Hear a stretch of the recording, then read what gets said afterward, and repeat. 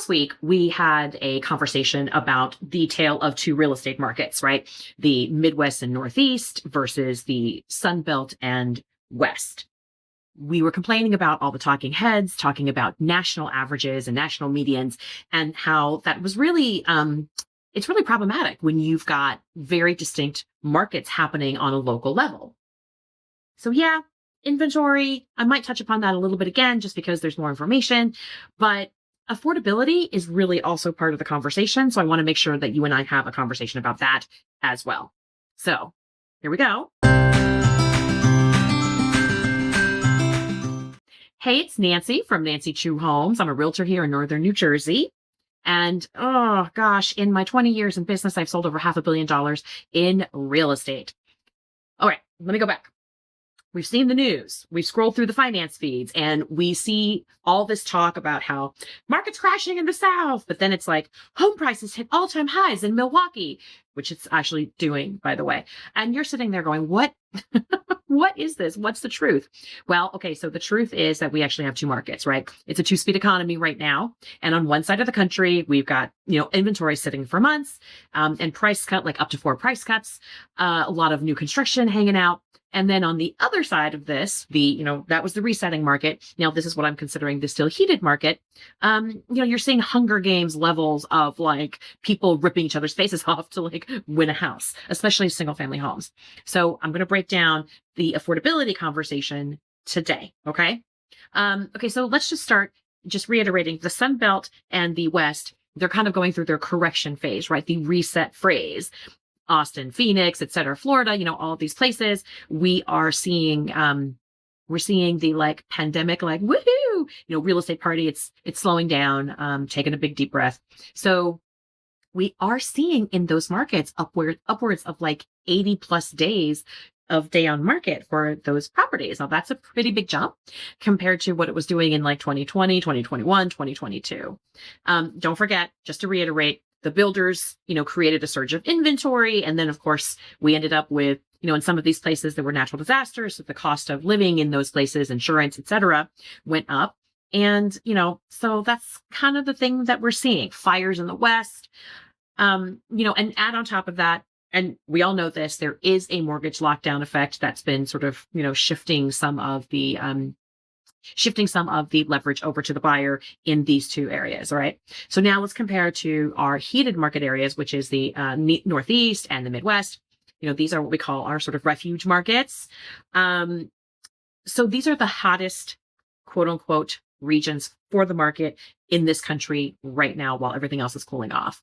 The single family home, you're seeing the median day on market, like, there are some places, like, I'll be honest with you, in my market area, I would tell you on average around here, we're probably seeing like between 30 to 45 days. But that does not mean that that's every market in the Northeast or the Midwest. Like there are literally towns where the inventory is so low that a house will come on the market on Monday. We start showings on Thursday, Friday, and then by Monday, Tuesday of the week after, we are calling for multiple offers and we're getting 7 offers, 15 offers, 27, 30 plus offers for a house that's conditionally very, very good. All right. So we're going to have a conversation now about affordability. All right. This is the affordability conversation. The Sun Belt and they kind of sort of, they got expensive for a little bit.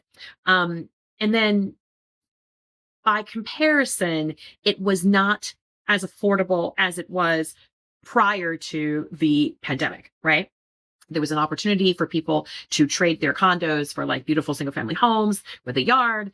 And unfortunately, now that the rates have gone up, because this, of course, was during, a low rate period, post-pandemic and through the pandemic and post-pandemic, which is really left over from, keeping the rates artificially low after the recession in 2008. Now you look at the Northeast, and over the past 20 years, we've been experiencing sort of a long-term, slowly clamping down inventory famine.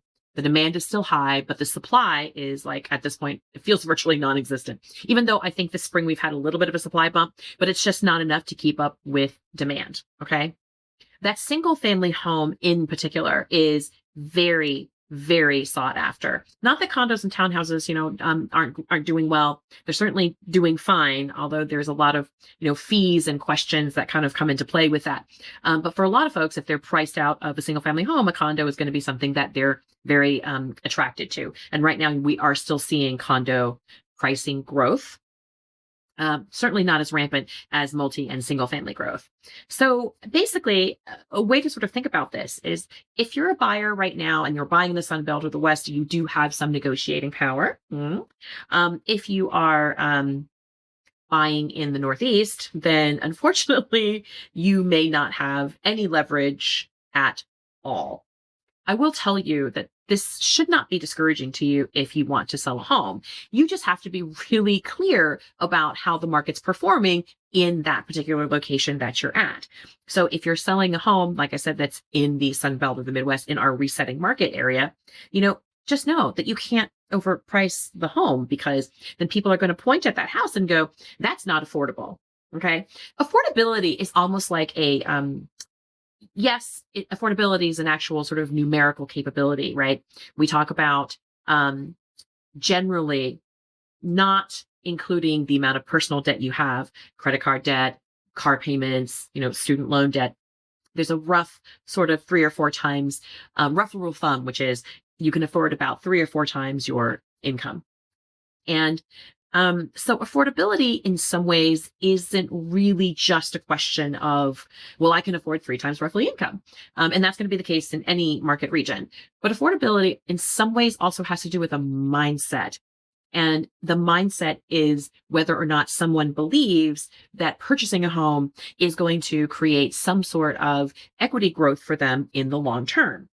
So they're thinking to myself, if I continue to rent, and especially if you're in a market area where, gosh, the rental prices are so high, it's kind of like, well, I might as well just buy something because at least then I'm paying rent to myself. I would tell you that mindset is the thing that sort of helps you decide whether or not purchasing a home in the market that you're in is affordable.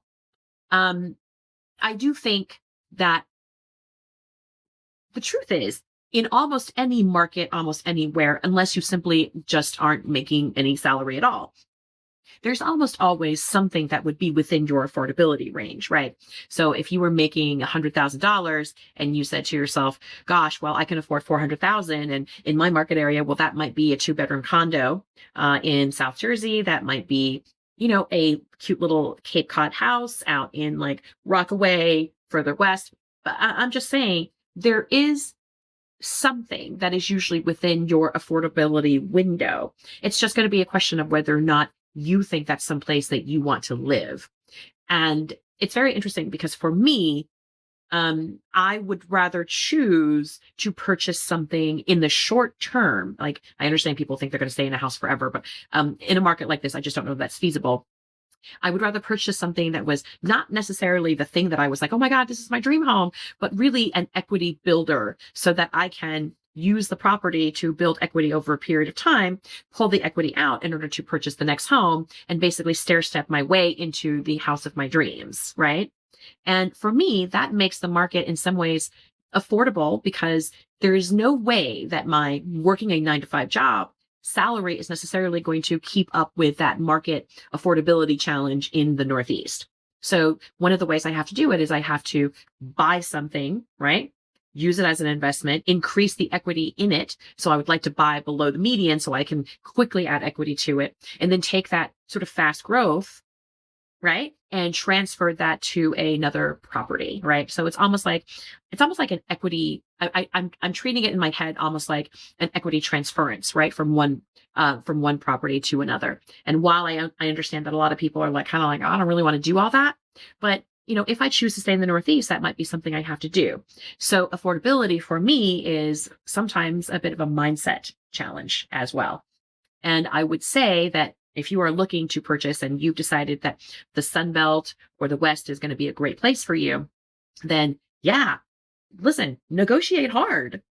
In some ways, you have to take advantage of the fact that you kind of have them over a barrel. And right now we're seeing sort of this, this particular spring, we saw the inventory increase, but you can already kind of feel that inventory bump up might potentially slow down as builders stop filing their permits because they've decided they've oversaturated that market, right?